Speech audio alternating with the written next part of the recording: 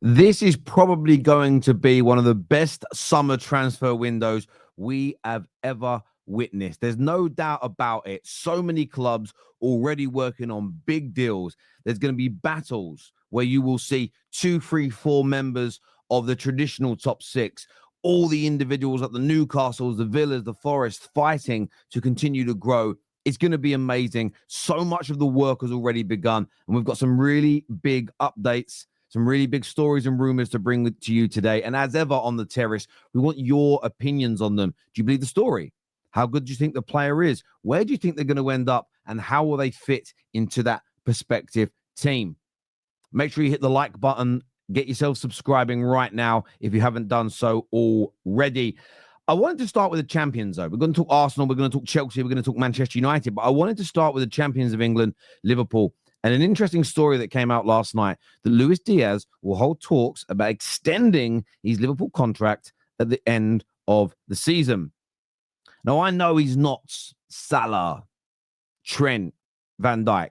I know he doesn't fit in that category of Liverpool players, but he is a very good member of that first team squad. He's been an important player this season who has come up with a number of excellent goals, especially at the beginning of the season. That cannot be understated. The foundation that was built with those early victories, that he had such an important part of scoring. I also look at this and think, look, are Liverpool genuinely going to go out and buy Gyokeres for 150 million and then a new winger for 70, 80 million and a new up-and-coming centre-back for 50, 60, 70 million? I'm not convinced, because typically that isn't how FSG work. It's more of the money ball scheme, right? Who can we find for the right price, the right money, who has these attributes, these statistics, and can come in and fit it is the right profile for us. Although I do think they could spend big on someone like Isak. They've broken records before for Alisson, Van Dijk, as an example.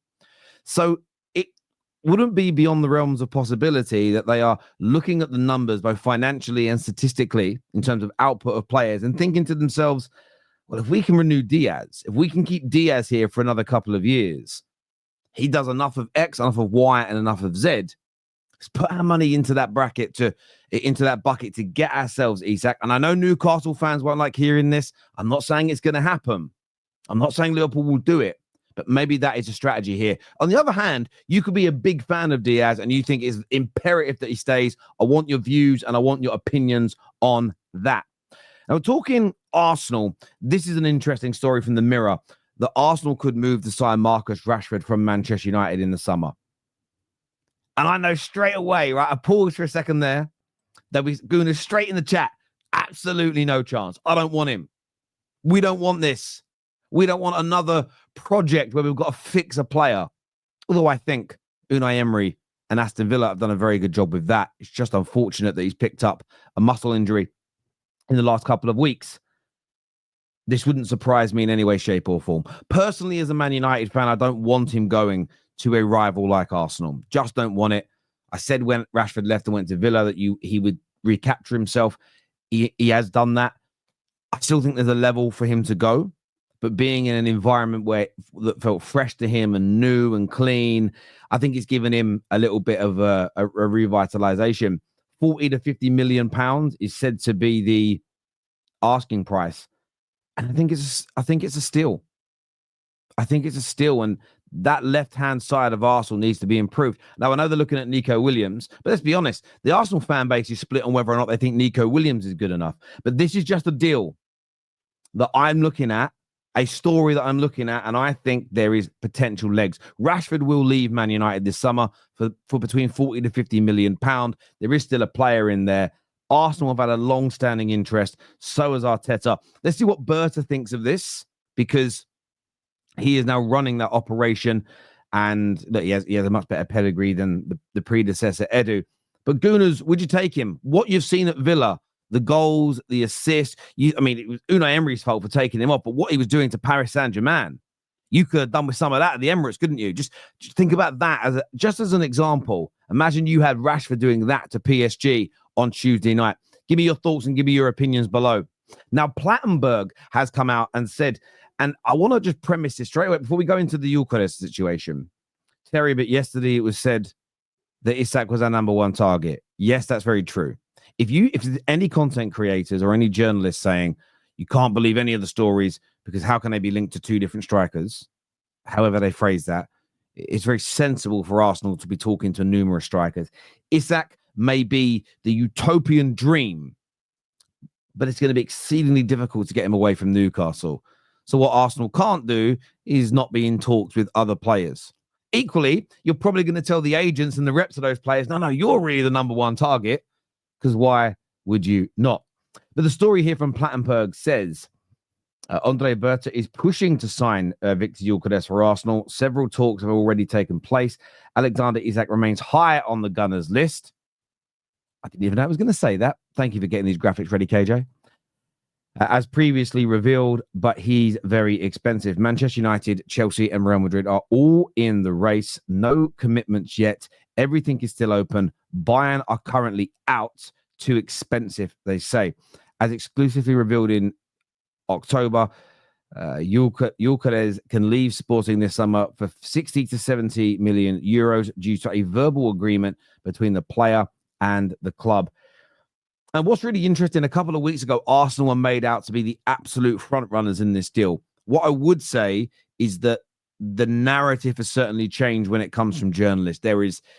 We know that Man United are interested, and I don't necessarily think it's interesting. Man United have come out and said that we will not sign players that say to us, "I'll come, but only if there's Champions League football." Well, we haven't quite said that. I'm exaggerating a little bit. Let me drag that back. The manager has said that he doesn't want that. So that's going to be an interesting situation. Other clubs are coming in to try and get Gyokeres, and this is where Arsenal have got to make a really important decision. The season is coming to an end very, very quickly. In 4 weeks' time, it's done, and it will be here like that. Arsenal have got to make a decision because I think Man United, I think Chelsea, if we are able to qualify for the Champions League, and we'll know, by the way, if Man United are in the Champions League in under 3 weeks' time, because that's when the Europa League final is. And that's still a very big if. I want to be very clear about that.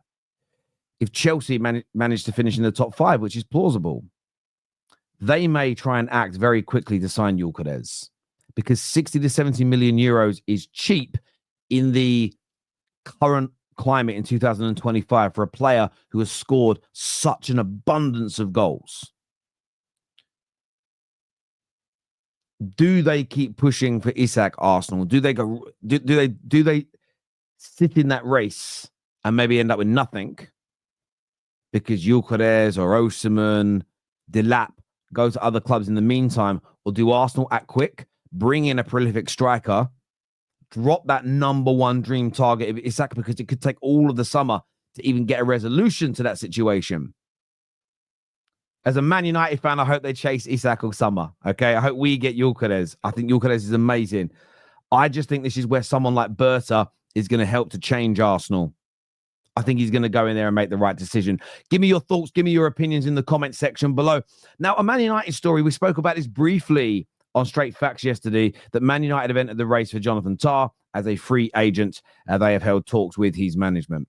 Now, I heard Mark Goldbridge say, and by the way, you can check out mine and Mark's brand new podcast. You can see the QR code on the screen up there. You can scan that right now. Go and check it out. It's available on Spotify. Love doing this show with him. If you haven't listened to any of it yet, go check it out. All you've got to do, as I say, scan that QR code that's on the screen and go and check out Hot Take right now. But the Jonathan Tah deal, I heard Mark say that he feels maybe Man United are being used. I understand that because Man United's name has often been used by players to get better deals, to speed up situations. Bayern Munich feel like they're all over this. He nearly joined in the summer. I think a lot of teams are going to be interested in Jonathan Tah, especially if you play a 3 at the back system. I'm happy that we're looking at him. I think it again demonstrates that the plan that Ineos are overseeing is not just about buying 18, 19-year-olds. That, for me, is the only real benefit that comes out of this story. Do I think we're going to get him? No. Would I like him as part of our back 3 setup? Yeah, I wouldn't mind it. I'm not going to sit here and pretend that I know everything about Jonathan Tah, that I've watched hundreds of his games and I can intricately break down what he does. Some people will do that. Some people, that's their bag. They'll sit there now for 3 days studying him and then come out and break it down technically and tactically. I just watch that kind of content. That's not really what I do per se. And I like this guy. Do I think world class? No, I don't think world class is going to change us at the back. But would it be an upgrade on Johnny Evans? Would it be an upgrade on Lindelof? Yes. Is he better right now than, say, Lenny Yoro, young Heaven? Of course, because of age and experience. And with two of those players leaving, with Lisandro Martinez out until at least Christmas time, United do need to improve in that area. Ignacio, though, is a player that I have done a lot more studying on. I've watched a lot more. I've been looking into, just because United have been linked to him for longer. I would personally prefer him. But look, if Jonathan Tah does happen, if we pick up, and we are looking at a few free agents this summer, I'm not against it in any capacity. For me, we'll see how it goes. But I don't think Man United will land this player. Personally, that is my view.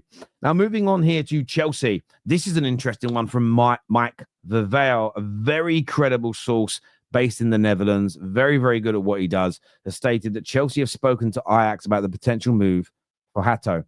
Now, Hato is a centre-back, again, that I've heard about for a long time. He's a player that on most live and Done Deal Live is coming back very, very soon to the terrace. I know a lot of you will be excited about that. He's a defender's name that is consistently thrown into the chat. Whether we've had Jones on the show, Ben Jacobs on the show, it's always been a case of, what about this player? Have you heard any rumors? What about Hato? Everywhere you go, people are interested in this young man. And I suppose the only element for Chelsea that people may have a slight, he's 19 years of age. Okay, and that's going to be the element where people say, another young player for Chelsea. But he's played 120 games in his career already. And I want to emphasize, six or seven international games too. And I just want to emphasize, he is young, but 120 professional games is quite considerable. It's quite considerable when you break that down. I think this would be an excellent signing for Chelsea. This would be a game-changing move for Chelsea if they're able to pull this off. And look, there are reports they're going to look at letting Wesley Fofana go. I understand why. The availability just kills off anything he can do on the ball. He's just never fit enough. And it's a massive shame because Wesley Fofana, talent-wise, had the ability to reach the very top. His speed, his athleticism was there. But it was his timing. It was his timing and his positioning, Wesley Fofana, that used to impress me by and large, especially in his Leicester City days. He just knew what he was doing, and it was almost instinctual. There was barely any coaching needed, but the leg breaks and the muscle injuries and the length of time he's had out has just killed that off, really. And it is a shame to see. But Chelsea can't be sentimental. Chelsea can't stand on ceremony and watch the parade go by. They have to act. And Hato, as I say, I've watched a number of his games. I've read a lot about him. There is a lot of hype about him as well. And there's a real potential superstar in here. And listen, I know that Chelsea want more experience. It's something I advocate. But it doesn't mean when the chance arises to sign one of the best up-and-coming talents in a said position that you should ignore it. And I think Chelsea should be looking at this excellent player in the making. But your opinions count for much more here than mine. Can't wait to read your comments below. Until next time, people, take care. Goodbye. God bless. And I'll see you all again soon.